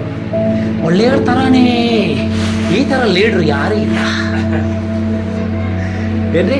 ನನ್ನ ಶತ್ರು ಮನೆಯಲ್ಲೇ ಇದ್ದಾನಂತ್ರಿ, ನನ್ನ ಮನೆಯಲ್ಲೇ. ನನಗೆ ಗೊತ್ತಿಲ್ಲ, ಹತ್ತಿಸ್ತಾನೇ ಇದ್ದಾನೆ ಬೆಟ್ಟ ನನ್ನ ತಲೆ ಮೇಲೆ. ಅದು ವಜ್ಜಿ ಆದಾಗಲೇ ಗೊತ್ತಾಗೋದು. ಅವಾಗ ಏನ್ ಗೊತ್ತಾ? ಆ ವಜ್ಜಿನ ನಾವೇ ಹೊರಬೇಕು. ಯಾರು ಬರ್ಬೇಕ್ರಿ? ಬೇರೆ ಯಾರು ಬರೋಕ್ಕಾಗಲ್ಲ. ನಾವ್ ಯಾರನ್ನು ಅದಕ್ಕೆ ದಯವಿಟ್ಟು ಹೇಳ್ತೀನಿ, ಯಾವ ಮನುಷ್ಯನನ್ನು ತಲೆ ಮೇಲೆ ಎತ್ತಿಟ್ಕೋಬೇಡ್ರಿ. ಮನುಷ್ಯರ ಮೇಲೆ ನಂಬಿಕೆ ಇಡುವವನು, ನಮ್ಮ ಮನುಷ್ಯನ ಮೇಲೆ ಭರವಸೆ ಉಳ್ಳವನು ಶಾಪಗ್ರಸ್ತನು. ಯಾವಾಗ ನೀನು ಇವ್ನು ನಡೆಸ್ತಾನೆ, ಇವನಿಂದಾನೇ ಆಗತ್ತಂತ ಹೇಳಿದ್ರೆ ಶಾಪನ ನಿನ್ ಮೇಲೆ ನೀನೇ ತುಂಬಿಸ್ಕೊಳ್ತಾ ಇದೀಯಾ. ಏನ್ ತುಂಬಿಸ್ಕೊಳ್ತಾ ಇದೀಯಾ? ಆ ಶಾಪ ಏನ್ ಗೊತ್ತಾ ಮಾಡುತ್ತೆ? ನಿನ್ನನ್ನು ಮೇಲೆ ಹೋಗಲು ಬಿಡದೆ, ಮುಂದಕ್ಕೆ ಹೋಗಲು ಬಿಡದೆ, ಹಾಗೇ ಫಸ್ಟ್ ಸ್ವಲ್ಪ ನಿಂತ ಜಾಗದಲ್ಲಿ ನಿಲ್ಲುವ ಹಾಗೆ ಮಾಡುತ್ತೆ. ಇನ್ನು ಸ್ವಲ್ಪ ತುಂಬಿಸ್ಕೊಳ್ತಾ ನೀನ್ ಇರೋ ಜಾಗದಲ್ಲಿ ಇಳದೆ ಮಾಡ್ಬಿಡತ್ತೆ. ನಿನ್ ಜೀವನನ ನೋಡುವಾಗ ಇಡೀ ಶಾಪ ತುಂಬಿಬಿಡುತ್ತೆ. ಈ ಶಾಪವನ್ನು ತೆಗೆದುಹಾಕೋದಕ್ಕಾಗಿ ನಾನು ಯೇಸು ಕ್ರಿಸ್ತನು ಬಂದ. ಸತ್ಯವೇದದಲ್ಲಿ ಹೇಳುತ್ತದೆ, ಮರದಲ್ಲಿ ತೂಗಿಸಲ್ಪಟ್ಟವರೆಲ್ಲರೂ ಶಾಪಗ್ರಸ್ತರಾಗಿದ್ದಾರೆ. ನಿನಗಾಗಿ ನನಗಾಗಿ ಯೇಸು ಕ್ರಿಸ್ತನು ಪವಿತ್ರವಾದವನು ಮರದಲ್ಲಿ ತೂಗಿಸಲ್ಪಟ್ಟು ನಿಮ್ಮ ಶಾಪಗಳನ್ನು ಆತನ ಮೇಲೆ ಹೊತ್ತುಕೊಂಡು ಆತನ ನೀತಿಯನ್ನು ನಿಮಗೆ ಕೊಟ್ಟಿದ್ದಾನೆ ಅಂತ ಗಲಾತ್ಯರು ಬರೆದ ಪುಸ್ತಕದಲ್ಲಿ 3ನೇ ಅಧ್ಯಾಯದಲ್ಲಿ ಓದ್ಬೋದ್ರಿ. 13ನೇ ವಾಕ್ಯ ಓದ್ರಿ. ಅಬ್ರಹಾಮನಿಗೆ ಉಂಟಾದ ಆಶೀರ್ವಾದವು ಕ್ರಿಸ್ತ ಯೇಸುವಿನಲ್ಲಿ ಅನ್ಯ ಜನರಿಗೆ ಉಂಟಾಗುವಂತೆಯೂ, ದೇವರು ವಾಗ್ದಾನ ಮಾಡಿದ ಆತ್ಮನು ನಮಗೆ ನಂಬಿಕೆಯ ಮೂಲಕ ದೊರಕುವಂತೆಯೂ, ಕ್ರಿಸ್ತನು ನಮ್ಮ ನಿಮಿತ್ತ ಶಾಪವಾಗಿ, ಏನದ? ಕ್ರಿಸ್ತನು ನಮ್ಮ ನಿಮಿತ್ತ ಶಾಪವಾಗಿ, ಧರ್ಮಶಾಸ್ತ್ರದಲ್ಲಿ ಹೇಳಿರುವ ಶಾಪದೊಳಗಿಂದ ನಮ್ಮನ್ನು ಶಾಪದೊಳಗಿಂದ ಕ್ರಿಸ್ತನು ನಮಗೋಸ್ಕರ ಶಾಪವಾಗಿ ನಮ್ಮನ್ನು ಶಾಪದೊಳಗಿಂದ ಬಿಡಿಸಿದ್ದನು. ತೂಕು ಹಾಕಲ್ಪಟ್ಟಂತ ಪ್ರತಿಯೊಬ್ಬನು ಶಾಪಗ್ರಸ್ತನು ಎಂದು ಶಾಸ್ತ್ರದಲ್ಲಿ ಬರೆದದೆಯಲ್ಲ. ಈಗ ಯೇಸು ಕ್ರಿಸ್ತನನ್ನು ಏನ್ ಮಾಡಿದ್ರಂತೆ? ಮರಕ್ಕೆ ಏನ್ ಮಾಡಿದ್ರು? ತೂಗು ಹಾಕಿಸಿದರು. ಯಾಕಂದ್ರೆ ಆತನು ನಮ್ಮ ಎಲ್ಲ ಶಾಪಗಳಿಗಾಗಿ ಆತನು ತೂಗು ಹಾಕಿಸಲ್ಪಡಬೇಕಾಗಿರೋದು ಅಗತ್ಯವಾಗಿತ್ತು. ಎಷ್ಟು ಜನಕ್ಕೆ ಅರ್ಥ ಆಯ್ತು? Hallelujah, hallelujah. ಎಷ್ಟು ಚೆನ್ನಾಗಿ ಅರ್ಥ ಆಯ್ತು? ನಾನು ನೀನು ಎಲ್ಲ ಶಾಪ ಮಾಡಿ, ನನ್ನ ತಂದೆಯವರು, ನನ್ನ ಹಿರಿಯ ತಾತ ಮುತ್ತಾತ ಅವರೆಲ್ಲ ಶಾಪ ಮಾಡಿ ಅವ್ರ ಶಾಪಗಳು ಏನಾಗ್ತದೆ? ನಮ್ಮನ್ನು ಹಿಂಬಾಲಿಸ್ಕೊಂಡ್ಬಂದು ನಮ್ಮನ್ನು ಸಂತೋಷದಿಂದಲೂ ಸುಖದಿಂದಲೂ ಜೀವಿಸಕ್ಕೆ ಬಿಡದೆ ನಮ್ಮನ್ನು ಏನ್ ಮಾಡ್ತಾ ಇದೆ? ನೋವಿನಿಂದಲೂ ಸಂಕಟದಿಂದಲೂ ಅಸಮಾಧಾನದಿಂದಲೂ ಜೀವಿಸುವಂತೆ ಪ್ರತಿದಿನ ನಾವು ಜೀವಿಸ್ತಾ ಇರುವಂತ ನಮ್ಮನ್ನು ಬಿಡುಗಡೆ ಮಾಡುವುದಕ್ಕಾಗಿ ನಮ್ಮ ಶಾಪಗಳಿಗೋಸ್ಕರ ಆತನು ಶಾಪಗ್ರಸ್ತನಾದನು. ಯಾರಾದ್ರೂ ನಿಮ್ಮ ಶಾಪಗಳನ್ನ ನಾನು ಒದ್ಕೊಳ್ತೀನಿ ಕೊಡಂತ ನಾನು ಕೇಳ್ತಾರೇನ್ರಿ? ಇನ್ನೂ ಏನಾದ್ರು ₹1 ಕೋಟಿ ಇಟ್ಟಿದ್ರೆ ಕೊಡವ, ನಾನು ಸ್ವಲ್ಪ ಮನೇಲಿ ಇಟ್ಕೊಳ್ತೀನಿ ಅಂತ ಬಂದು ಕೇಳ್ತಾರೆ. ಅದೇ ಇಲ್ವಾ? ಅದೇ ಶಾಪ ಇಟ್ಕೊಂಡಿದ್ದೀರಾ, ನಿಮ್ಮ ಮನೆಗೆ ಬರ್ತೀನಿ ನಾನು ಅಂತ ಹೇಳ್ತಾರೇನ್ರಿ? ಅಯ್ಯೋ, ನಿಮ್ಮ ಮನೇಲಿ ಶಾಪ ಸುತ್ತಬಿಟ್ಟಿದೆ, ನಿಮ್ಮ ಮನೆಗೆ ಬಂದ್ರೆ ಏನಾಗುತ್ತೆ? ನನಗೂ ಸುತ್ಕೊಂಡ್ಬಿಡುತ್ತೆ, ನೀನು ಹೋಗವ, ನಿನ್ನ ದಾರಿ ನೋಡ್ಕೊಂಡು. ಯೇಸು ಕ್ರಿಸ್ತನು ಹೇಳ್ತಾನೆ, ಏನ್ ಗೊತ್ತಾ ಹೇಳ್ತಾನೆ? ನಿಮ್ಮ ಶಾಪಗಳನ್ನು ನಾನು ಹೊತ್ಕೊಂಡೆನು, ತಕ್ಕ ಫಲವನ್ನು ತೋರಿಸ್ರಿ. ಈಗ ದಯವಿಟ್ಟು ಏನ್ ತೋರಿಸ್ರಿ? ದಯವಿಟ್ಟು ತಕ್ಕ ಫಲವನ್ನು ತೋರಿಸ್ರಿ. ಎಷ್ಟು ಚೆನ್ನಾಗಿ ಅರ್ಥ ಆಗ್ತಾ ಇದೆ? ಯಾಕಂದ್ರೆ ಇನ್ನೊಂದು ವಾಕ್ಯ ಹೇಳುತ್ತೆ ನೋಡಿ, ರೋಮಾಪುರ ಬರೆದ ಪುಸ್ತಕದಲ್ಲಿ 5ನೇ ಅಧ್ಯಾಯ ತಗೊಳ್ಳಿ. 5ನೇ ಅಧ್ಯಾಯ ಅಲ್ಲಿ ಏನ್ ಹೇಳುತ್ತೆ ನೋಡಿ ಸ್ವಲ್ಪ. The book of Romans chapter 5. ದೇವರು ನಮ್ಮನ್ನು ಪ್ರೀತಿಸುತ್ತಿದ್ದಾನೆ ಅನ್ನೋದನ್ನ ತೋರಿಸುತ್ತೆ ನೋಡಿ. ಅಲ್ಲಿ ಏನ್ ಮಾಡ್ತಾನ್ರಿ? ದೇವರು ನಮ್ಮನ್ನು ಪ್ರೀತಿಸುತ್ತಿದ್ದಾನೆ. ಆ ಪ್ರೀತಿಗೆ ಗುರುತೆ ಏನು ಅಂತ ಅಲ್ಲಿ ತೋರ್ಸತ್ ನೋಡಿ. ಓದ್ರಿ ದಯವಿಟ್ಟು. ಅದೇ ಏನ? ಓಕೆ, ಸ್ವಲ್ಪ ಮೇಲೆ. ನಾವು ಅಶಕ್ತರಾಗಿದ್ದಾಗಲೇ ನಾವು ಈ ಶಾಪದಿಂದ ಪಾಪದಿಂದ ಸಿಕ್ಕಾಕೊಂಡು ನರಳುತ್ತಾ ಹೊರಗ್ ಬರಕ್ ಆಗದೇ ಇದ್ದಾಗಲೇ ಕ್ರಿಸ್ತನು ನೇಮಿತ ಕಾಲದಲ್ಲಿ ಕ್ರಿಸ್ತನು ಆತನಿಗೆ ಅಂತ ಒಂದು ಸಮಯ ನಿಯಮಿಸಿದ್ರು. ಆ ಕಾಲಕ್ಕೆ ಭಕ್ತಿಹೀನರಿಗೋಸ್ಕರ ಪ್ರಾಣ ಕೊಟ್ಟನು. ಯಾರಿಗೋಸ್ಕರ ಪ್ರಾಣ ಕೊಟ್ಟರು? ಭಕ್ತಿಹೀನರಿಗೋಸ್ಕರ. ಭಕ್ತರಿಗೋಸ್ಕರ ಪ್ರಾಣ ಕೊಟ್ರೇನೆ ಕೊಡೋರೇ ಈ ಕಾಲದಲ್ಲಿ ಸಿಗೋದು ಕಷ್ಟ. ನೋಡಿ, ಜನರು ಅಮಾಯಕರಾಗಿದ್ದಾರೆ. ಅವ್ರು ಬೇಕಂತ ಮಾಡಲ್ರಿ, ಅವ್ರು ಗೊತ್ತಿಲ್ರಿ ಏನ್ ಮಾಡಿದ್ರೆ ತಪ್ಪು ಅಂತ. ಇವರೆಲ್ಲ ತಪ್ಪು ಮಾಡ್ತಾ ಇದ್ದಾರೆ ಗೊತ್ತಿದ್ದು ಅಂತ ಹೇಳಲ್ಲ ನಾನು. ಅವ್ರು ಗೊತ್ತಿಲ್ಲ, ಯಾಕಂದ್ರೆ ಅವ್ರನ್ನ ನಡ್ಸ್ಕೊಂಡ್ ಬಂದಿರೋದು ಆ ದಾರಿಯಲ್ಲಿ. ಯಾವ ದಾರಿಯಲ್ರಿ? ಒಂದು ಕಾಲದಲ್ಲಿ ನನ್ನನ್ನು ಹಂಗೆ ನಡ್ಸ್ಕೊಂಡು ಹೋಗ್ತಾ ಇದ್ರು. ಏನ್ ಮಾಡ್ತಾ ಇದ್ರು? ಒಂದು ಕಾಲದಲ್ಲಿ ನನ್ನನ್ನು ಹಂಗೆ ನಡ್ಸ್ಕೊಂಡು ಹೋಗ್ತಾ ಇದ್ರು. ನಮ್ಮ ತಾತ ನಮ್ಮ ಮುತ್ತಾತ ಎಲ್ಲ ಏನ್ ಮಾಡ್ತಾ ಇದ್ರು ರೀ? ಪೂಜೆ ಮಾಡ್ತಾ ಇದ್ರು. ಒಂದು ದಿನ ಬಂತು, ಆ ಪಾಸ್ಟರ್ ಮಗ ಪ್ರೇಯರ್ ಮಾಡ್ತಾ ನೋಡಿ, ಅವ್ನ ಮಗ ಒಬ್ಬ ಬಂದ. ಅವನ ಜೊತೆ ನಾನು ಯಾವಾಗಲೂ ಆಟ ಆಡ್ತಾ ಇರ್ತೀನಿ. ಅವನ್ನ ನೋಡಿ ನಾನು ನಿಮ್ಮ ಚರ್ಚಿಗೆ ಬರ್ತೀನಪ್ಪ ಅಂತ ನಾನು ಹೇಳಿದೆ. ಅದು ಹೆಂಗೆ ಹೇಳಿದೆ ಅಂತ ನನಗೆ ಗೊತ್ತಿಲ್ಲ. ಫಸ್ಟ್ ಒಂದು ದಿನ ಚರ್ಚಿಗೆ ಹೋದೆ. ಅವತ್ತರಿಂದ ಒಂದು ವಾರ ಬಿಡದೆ ಹೋದೆ. ಇದುವರೆಗೂ ನಾನು ಒಂದು ವಾರ ಚರ್ಚ್ ಬಿಡೋದಿಲ್ಲ. ಕರ್ಕೊಂಡೋಗಿದ್ದು ಯಾರು ಗೊತ್ತಾ? ಅವ್ರು ಮಾಡಿದಂಥ ಪ್ರಾರ್ಥನೆಯಿಂದ ಆ ದೇವರೇ ನನ್ನನ್ನು ಕರ್ಕೊಂಬಂದ. ಯಾರು ಕರ್ಕೊಂಬಂದ್ರಿ? ಇವತ್ತುವರೆಗೂ ಕಾಯಿಲೆ, ಅನಾರೋಗ್ಯ, ಬಲಹೀನತೆ ಅನ್ನೋದು ನಮ್ಮನ್ನ ಮುಟ್ತಾ ಇಲ್ಲ. ಇನ್ನು ಎಷ್ಟೋ ಎಷ್ಟೋ ನೋವುಗಳು ಬಂದಿರ್ಬೋದು. ಅದು ಹೆಂಗ್ ಬರುತ್ತೋ ಹಂಗೆ ಹೋಗ್ಬಿಡುತ್ತೆ. ಯಾರ್ಯಾರೆಲ್ಲ ಮಾಟ ಮಂತ್ರ ಮಾಡಿಸಿದ್ರು ಗೊತ್ತೇನ್ರಿ? ಮಾಟ ಮಂತ್ರ ಮಾಡಿಸಿದ್ರು ಗೊತ್ತೇನ್ರಿ? ಅದೆಲ್ಲ ಅವ್ರವ್ರಿಗೆ ರಿಟರ್ನ್ ಹೋಯ್ತು. ಕೊನೆಯಲ್ಲಿ ಒಬ್ಬ ಬಂದು ನಾನು ಕೆಲಸ ಮಾಡ್ತಾನೆ ಜಾಗದಲ್ಲೇ ಬಂದ. ಎಲ್ಲರಿಗೂ ಕಣಿ ಹೇಳ್ತೀನಿ ಅಂತ ಹೇಳ್ದ. ನಾನು ಬಾಜು ಕೂತಿದ್ದವ್ರು ಎಲ್ಲರೂ ಕೈ ತೋರಿಸ್ಬಿಟ್ಟು ಒಬ್ಬೊಬ್ಬರಿಗೆ ಒಂದೊಂದು ಹೇಳ್ದ. ಕೊನೆಯಲ್ಲಿ ಎಲ್ಲರೂ ತೋರಿಸ್ಬಿಟ್ರಿ, ನೀವೊಬ್ಬರೇ ಉಳಿದಿರಿ, ಎಲ್ಲರೂ ರೊಕ್ಕ ಕೊಟ್ಟ ನೀವು ಫ್ರೀ ನೋಡ್ತೀನಿ ಬರ್ರಿ ಅಂತ ಹೇಳ್ದ. ಏನು ಹೇಳ್ದ ರೀ? ಫ್ರೀ ನೋಡ್ತೀನಿ ಬರ್ರಿ ಅಂತ ಹೇಳ್ದ. ಆಯ್ತು ನೋಡಪ್ಪ, ಅದೇ ನಾನು ನಂಬಲ್ಲ ಇದನ್ನೆಲ್ಲ. ಆಯ್ತು, ನಾನು ನೋಡ್ಬಿಟ್ಟು ಒಂದ್ಸರಿ ಹೇಳ್ತೀನಿ, ಆಮೇಲೆ ನೀನು ನಂಬ್ತೀವಿ ಬಿಡ್ತೀವಿ, ಅದು ನಿನಗೆ ಸರಿ ಇದು ಅಂತ ಹೇಳ್ದ. ನಾನೇನಂದೆ, ಯೇಸು ಕ್ರಿಸ್ತನ ರಕ್ತದಲ್ಲಿ ಜಯ ಅಂತ ಹೇಳಿ ಕೈ ಚಾಚಿದೆ. ಅವ್ನ ಕೈ ನೋಡಿದ ತಕ್ಷಣ ಹೇಳ್ಬಿಟ್ಟ, ನಿನ್ ಜೊತೆ ತುಂಬಾ ದೊಡ್ಡ ದೇವ್ರು ಇದ್ದಾರಪ್ಪ. ಏನ್ ಹೇಳ್ದಾರಿ? ತುಂಬಾ ದೊಡ್ಡ ದೇವರಿದ್ದಾರೆ ಅಂತ ಹೇಳ್ದ. ನೋಡಿ ದೂರ ಹೋಗಿ ನಿಂತ್ಕೊಂಡ್ಬಿಟ್ಟ. ನಿನ್ನ ಹತ್ರ ನಾನು ಬರಲ್ಲ. ಏನಂದರಿ? ನಿಮ್ ಜೊತೆಲಿ ತುಂಬಾ ದೊಡ್ಡ ದೇವರಿದ್ದಾರೆ. ಆ ದೇವ್ರನ್ನ ಸೋಲ್ಸಕ್ಕೆ ಯಾರಿಂದ ಯಾಕೆ ದೇವ್ರಂತ ಹೇಳೋದಿಲ್ಲ? ದೇವ್ರಂತ ಹೇಳಿದ್ರೆ ಒಬ್ರೇ. ಎಷ್ಟು ಜನ ರೀ? ಒಬ್ರೇ ದೇವ್ರಂತ ಹೇಳ್ಬಿಟ್ಮೇಲೆ ಆತನ ಇವನು ಸಣ್ಣ ದೇವ್ರ, ಇವನು ಸ್ವಲ್ಪ ಶಕ್ತಿ ಇರೋನು, ನೆಕ್ಸ್ಟ್ ಅವನು, ಈ ತರ ಇಲ್ಲವೇ ಇಲ್ಲ ದೇವ್ರುಗಳಲ್ಲಿ. ದೇವ್ರಂತ ಹೇಳಿದ್ರೆ ಒಬ್ರೇ. ಆ ದೇವ್ರೆ ಹೇಳ್ತಾನೆ ನೋಡಿ, ವಾಕ್ಯ ಹೋದ್ರೆ ಎಲ್ರಿ ಆ ವಾಕ್ಯ? ರೋಮಪುರ ಪುಸ್ತಕ 5ನೇ ಅಧ್ಯಾಯ. ನಾವು ಆಸಕ್ತರಾಗಿದ್ದಾಗಲೇ ಕ್ರಿಸ್ತನು ನೇಮಿತ ಕಾಲದಲ್ಲಿ ಭಕ್ತಿಹೀನರಿಗೋಸ್ಕರ ಪ್ರಾಣ ಕೊಟ್ಟನು. ಯಾರಿಗೋಸ್ಕರ ಪ್ರಾಣ ಕೊಟ್ಟರು? ಭಕ್ತಿಹೀನರಿಗೋಸ್ಕರ. ಭಕ್ತಿಹೀನರಂದ್ರೆ ಏನ್ರಿ? ನಿಜವಾದ ಭಕ್ತಿ ಏನಂತ ಗೊತ್ತಿಲ್ಲದೆ ಬೇರೆ ಎಲ್ಲದನ್ನ ಪೂಜೆ ಮಾಡ್ತೀವಿ ನೋಡಿ, ಅವ್ರಿಗೋಸ್ಕರ ಪ್ರಾಣ ಕೊಟ್ಟರಂತೆ. ಹೋದ್ರಿ ಮುಂದೋದ್ರಿ. ನೀತಿವಂತನಿಗೋಸ್ಕರ. ಇಲ್ಲಿ ನೋಡ್ರಿ, ಒಳ್ಳೆಯವರಿಗೋಸ್ಕರ ಯಾರಾದರೂ ಪ್ರಾಣ ಕೊಡುವುದು ಅಪರೂಪ. ಯಾರಾದ್ರೂ ಪ್ರಾಣ ಕೊಟ್ರೆ ಕೊಡ್ಬೋದು, ಒಳ್ಳೆಯವರಿಗೋಸ್ಕರ. ಹೌದಾ ಇಲ್ವೇನಕ್ಕ? ನೀವು ನನಗೆಲ್ಲ ಸಹಾಯ ಮಾಡಿರ್ತೀರಾ, ನಿಮ್ಗೆ ಏನಾದರೂ ಒಂದಂದ್ರೆ ನಾನು ಪ್ರಾಣ ಕೊಟ್ಟರು ಕೊಡ್ಬೋದು. ಇಲ್ಲಾಂದ್ರೆ ಆದಷ್ಟು ಮಟ್ಟಿಗೆ ಹೆಲ್ಪ್ ಮಾಡಿಬಿಟ್ಟು ಸ್ವಲ್ಪ ದೂರ ಎದ್ಬಿಡ್ತೀನಿ. ಯಾಕಪ್ಪ ಹೋಗಲ್ಲಿ ತಗೊಳಕೊಂಡು ಸಾಯೋದು ಅಂತ. ನೀತಿವಂತರಿಗೋಸ್ಕರ ಯಾರಾದರೂ ಪ್ರಾಣ ಕೊಡುವುದು ಅಪರೂಪ. ಮುಂದೋದ್ರಿ. ಉಪಕಾರಗಳನ್ನು ಮಾಡುವವರಿಗೋಸ್ಕರ ಪ್ರಾಣ ಕೊಡುವುದು ಯಾರಾದ್ರೂ ಧೈರ್ಯ ಮಾಡಿದ್ರು ಮಾಡಬಹುದು. ಈಗ ಮುಂದೆ ಆದರೆ ಇಲ್ಲಿ ನೋಡಿ, ಆದರೆ ನಾವೇನಾಗಿದ್ದೀವಿ? ನಾವು ಪಾಪಿಗಳಾಗಿದ್ದಾಗಲೂ ಕ್ರಿಸ್ತನು ನಮಗೋಸ್ಕರ ಪ್ರಾಣ ಕೊಟ್ಟದರಲ್ಲಿ ದೇವರು ನಮ್ಮ ಮೇಲೆ ತನಗಿರುವ ಪ್ರೀತಿಯನ್ನು ಸಿದ್ಧಾಂತಪಡಿಸಿದ್ದಾನೆ, ತೋರಿಸಿಕೊಟ್ಟಿದ್ದಾನೆ. ಎಷ್ಟು ಜನಕ್ಕೆ ಅರ್ಥ ಆಯ್ತು? ದೇವರು ನಮ್ಮ ಮೇಲೆ ಇಟ್ಟಿರುವಂತ ಪ್ರೀತಿಯನ್ನು ನಾವು ಪಾಪಿಗಳಾಗಿದ್ದಾಗಲೇ ಕ್ರಿಸ್ತನನ್ನು ಪ್ರಾಣ ಕೊಡುವುದರ ಮೂಲಕ ತೋರಿಸಿದನು. ನಿನಗೋಸ್ಕರ ಪ್ರಾಣ ಒಬ್ಬ ಕೊಡೋದಕ್ಕೆ ಇದ್ದಾನೆ ಅಂತ ಹೇಳಿದ್ರೆ ಅದು ದೇವರು ಮಾತ್ರನೇ. ಅದು ಯಾರ್ರೀ? ದೇವರು ಮಾತ್ರನೇ. ದೇವರು ಬಿಟ್ಟರೆ ನಿಮ್ಮ ಕ್ಷೇಮವನ್ನು ಬೇರೆ ಯಾರು ಬಯಸೋದಿಲ್ಲ.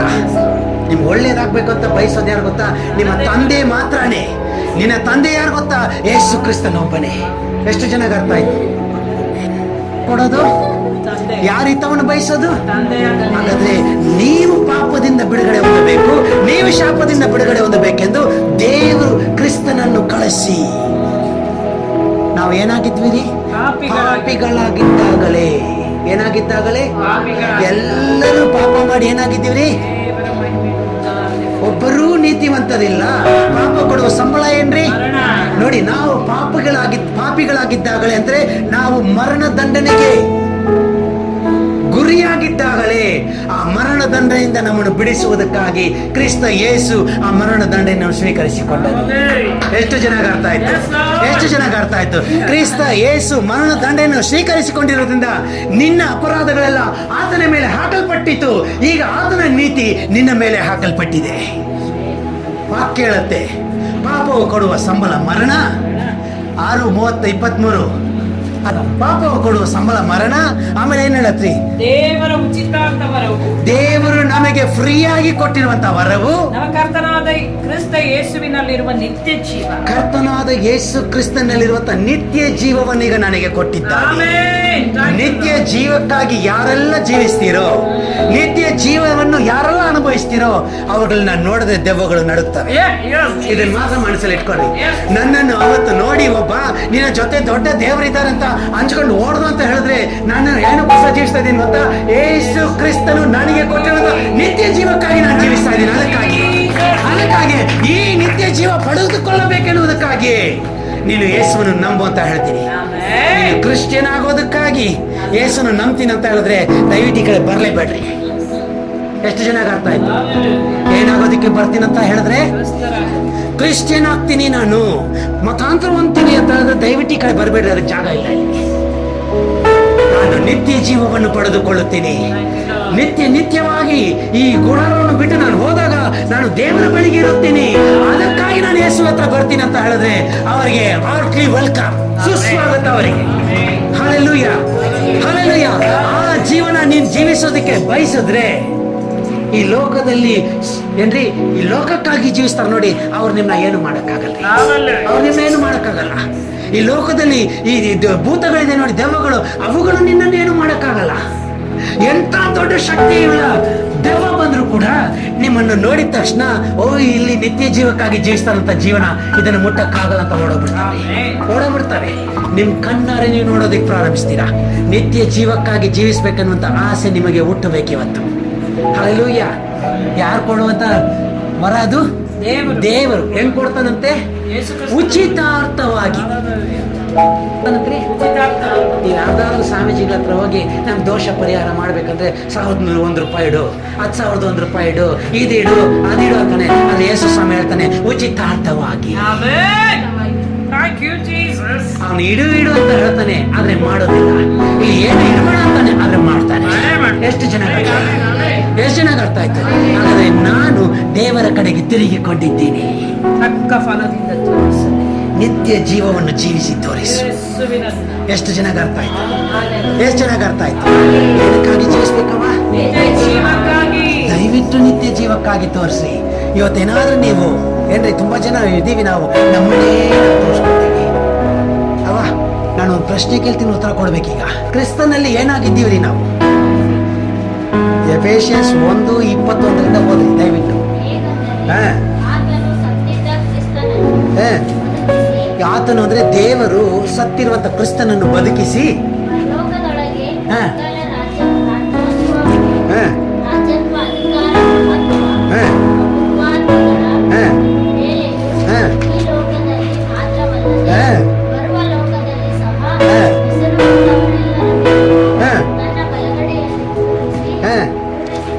ತೋರಿಸಿಕೊಂಡನು. ಆಮೇಲೆ ಆತನು ಸಮಸ್ತವನ್ನು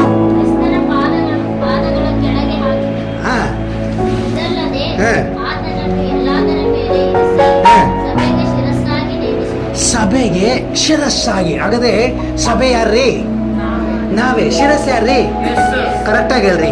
ನಾನು ಸಭೆ, ಆತನು ಕರೆಕ್ಟಾ? ಹಾಗಾದ್ರೆ ನನ್ನ ದೇಹ, ನಾನು ಬಂದು ಆತನಿಗೆ ದೇಹ ಅಂತೆ, ಆತನು ಬಂದು ನನಗೆ ಶಿರಸ್ಸಂತೆ. ಇದನ್ನ ಚೆನ್ನಾಗಿ ತಿಳ್ಕೊಳ್ರಿ. ಹಾಗಾದ್ರೆ ಜೀವಿಸ್ತಾ ಇರೋದು ಇವತ್ತು ಯಾರು ಗೊತ್ತಾ? ಶಿರಸ್ಸು. ಯಾರು ತೋರಿಸ್ಬೇಕ್ರಿ? ಈಗ ಯಾರಾದ್ರೂ ನಿಮ್ಮನ್ನ ನೋಡಿ ಈ ಮಗಳನ್ನ ಜ್ಯೋತಿ, ಈ ಮಗಳನ್ನ ಅಕ್ಷತ ಅಂತ ಹೇಳಿದ್ರೆ ಅವ್ರ ಮೈನ ನೋಡಿ ಹೇಳ್ತಾರ, ಮಾರಿ ನೋಡಿ ಹೇಳ್ತಾರ? ಮುಖ ನೋಡಿ ಹೇಳ್ತಾರೆ. ಹಾಗಾದ್ರೆ ನನ್ನ ಮುಖ ಯಾರು? ಯಾರವ? ಆದರೆ ನಾನು ಪೋಸ್ಟಿಂಗಲ್ಲಿ ಯಾವ್ದು ಇಟ್ಕೊಳ್ತೀನವ? ನಾನು ಡಿ ಪಿಯಲ್ಲಿ ಯಾವ್ದು ಇಟ್ಟಿರ್ತೀನವ? ನಾನು ಮಾತ್ರ ಯಾರ್ರಿ ಹಂಗಾದ್ದೆ ತೋರ್ಸೋದು ಮಾತ್ರ ಯಾರ್ರಿ? ತುಂಬ ಜನ ಸ್ಟೇಟಸಲ್ಲಿ ನೋಡ್ರಿ, ಅಲ್ಲೋಗಿದ್ದು ಇಲ್ಲೋಗಿದ್ದು ಅವ್ರು ಮಾಡಿ ಬರೀ ಅವ್ರು ಲಿಪ್ಸ್ಟಿಕ್ ಹಾಕೋದು, ಫೇರ್ ಸ್ಟೈಲ್ ಮಾಡೋದು, ಹೇರ್ ಸ್ಟೈಲ್ ಮಾಡೋದು, ಕಟಿಂಗ್ ಮಾಡೋದು, ಹೊಸ ಅಂಗಿ ಹಾಕ್ಬಿಡೋದು. ಈ ಕಡೆ ಹಿಂಗೆ ತಿರುಗೋದು. ಆದರೆ ಕೇಳೋಗಿ ಏನು ಹೇಳ್ತೀವಿ ಗೊತ್ತಾ? ನಾವು ಕ್ರಿಸ್ತನ ಸಭೆ ಶಿರಸ್ಸಲ್ರಿ ನೀನು ತೋರಿಸ್ತಾ ಇದ್ದೀನಿ, ನೀನು ಶಿರಸ್ಸಿರ್ಬೇಕು ನನಗೆ ಯೇಸು ಯಾರು ತೋರಿಸ್ತಾ ಇದ್ದೀರಿ? ನನ್ನ ನಿನ್ನ ನೋಡಿದ ತಕ್ಷಣ ಯೇಸು ಸ್ವಾಮಿ ನಂಬಿದವ್ರು ಬಂದಿದ್ದಾರೆ. ಕ್ರಿಸ್ತನೇ ಕೆಲವೊಬ್ರು ಹೇಳ್ತಾರೆ, ನಾವು ಮನೆಗೆ ಹೋದಾಗ ಕೆಲವರು ನೀವು ಬಂದರೆ ದೇವ್ರು ಬಂದಂಗಿರ್ತಾವ್ರಿ.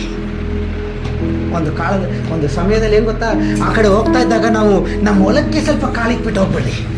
ಏನಂತಾರ್ರಿ? ನಾವು ಬೇರೆ ಹೊಳಕ್ಕೆ ಹೋಗಿ ಪ್ರಾರ್ಥನೆ ಮಾಡ್ತಾ ಇದ್ದಾಗ ಬಾಜು ಹೊಲದಲ್ಲಿರೋರು ಹೇಳ್ತಾರೆ, ನಮ್ಮ ಹೊಳಕ್ಕೆ ಬಂದು ಕಾಲಿಕ್ಬಿಟ್ಟು ಹೋಗ್ಬಿಡ್ರಿ, ದೇವ್ರು ಇಟ್ಟಂಗಿರುತ್ತೆ. ಯಾಕವ ಬಂದಿ ಅಂತಾರೆ. ಕೆಲವೊಬ್ರು ಅಲ್ಲಿಂದನೇ ಬರ್ತಾ ಇದ್ದಲ್ಲ ನೋಡು, ರೂಮಲ್ಲಿ ಹೋಗ್ಬಿಡ್ತೀನಿ ಇಲ್ಲ ಅಂತ ಹೇಳ್ಬಿಡ್ರಿ. ಹೆಂಗ್ರಿ ಜೀವನ? ಮನಸ್ಸಾಂತರಕ್ಕೆ ತಕ್ಕ ಫಲ ಕೊಡದೇ ಇರುವಂತ ಪ್ರತಿಯೊಂದು ಮರದ ಬುಡಕ್ಕೆ ಬೇರಿಗೆ ಕೊಡಲಿಯನ್ನಿಡಲಾಗಿದೆ. ಕೊಡದೇ ಇರುವಂತ ಪ್ರತಿ ಮರಗಳನ್ನು ಕಡಿದು ಬೆಂಕಿಗೆ ಹಾಕ್ಬಿಟ್ರೆ ನಾನು ನಿತ್ಯ ಜೀವಕ್ಕೆ ಹೋಗೋನಾಗಿದ್ದೀನಿ ಏನ್ರಿ? ಹಾಗಾದ್ರೆ ನಿತ್ಯ ಜೀವಕ್ಕೆ ಹೋಗ್ಬೇಕಂದ್ರೆ ನಾನೇ ಸಾಯಿಸ್ಕೋಬೇಕು. ಹಂಗಂದ್ರೆ ಏನ್ರಿ? ನನ್ನ ಆತ್ಮಾಭಿಮಾನಗಳನ್ನು ಸಾಯಿಸಿ ದೇವರ ಅಭಿಮಾನಗಳನ್ನು ತುಂಬಿಸಿ. ಯೇಸುವಿನ ನಾಮ. ದೇವರ ಅಭಿಮಾನವು ನಿಮ್ಮಲ್ಲಿ ತುಂಬಿದ್ರೆ ನೀನು ಯೋಚಿಸುವುದಕ್ಕಿಂತ, ಎದುರು ನೋಡುವುದಕ್ಕಿಂತ, ಬಯಸುವುದಕ್ಕಿಂತ ಹೆಚ್ಚಾದಂಥ ಘನತೆಯನ್ನು ಆತನು ಕೊಡ್ತಾನೆ. Amen. Thank you, Jesus. ಹೆಚ್ಚಾದಂಥ ಉನ್ನತ ಸ್ಥಾನದಲ್ಲಿ ಆತನು ಕೂರಿಸ್ತಾನೆ. ಯಾರೆಲ್ಲ ನಿನಗೆ ಮಂತ್ರ ಮಾಡಿದ್ರೋ ಅವರೆಲ್ಲ ಬಂದು ಅಡ್ಡ ಬಿದ್ದು ನನ್ನ ಕ್ಷಮಿಸೋದು ಕೇಳುತ್ತಾನೆ.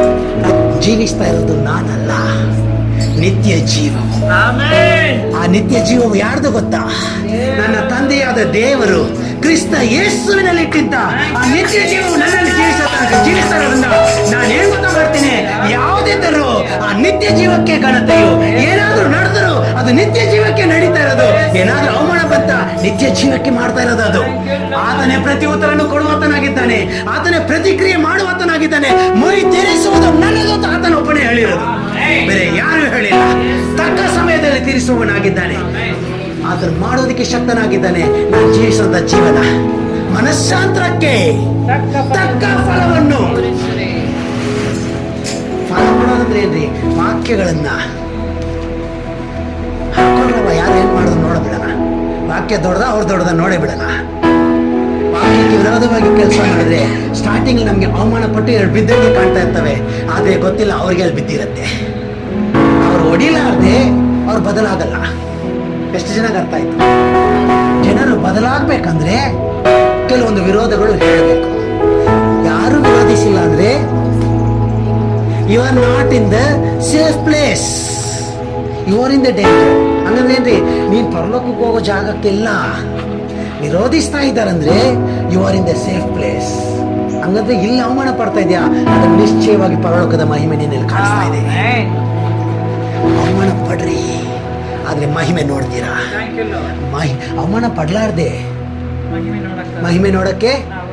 ಹಾಗಾದ್ರೆ ಮನಸ್ಸಾಂತರ ಹೊಂದಿದ್ದೀನಿ ಅಂದ್ರೆ ಅದಕ್ಕೆ ತಕ್ಕಂತ ಫಲನ ಕೊಡ್ರಿ. ಹೊಡಿತಾರ ಹೊಡಿಲಿ, ಬೆಳಿತಾರ ಬೆಳಿಲಿ, but you are going to be see the great result, great result and great reward on the right time. At the right time you will see. ಎಲ್ಲದಕ್ಕೂ ಅಡ್ಜಸ್ಟ್ ಮಾಡ್ಕೊಂಡು ಹೋಗ್ಬಿಟ್ರೆ you will never see the rewards from my eternal god. Hallelujah. Eternal god ಅಂದ reward ಬೇಕಂದ್ರೆ ಕೆಲವೊಂದಕ್ಕೆ ನಾವು ಹೆಜ್ಜೆ ತೆಗಿಲೇಬೇಕು, risk ತಗೊಳ್ಳೇಬೇಕು.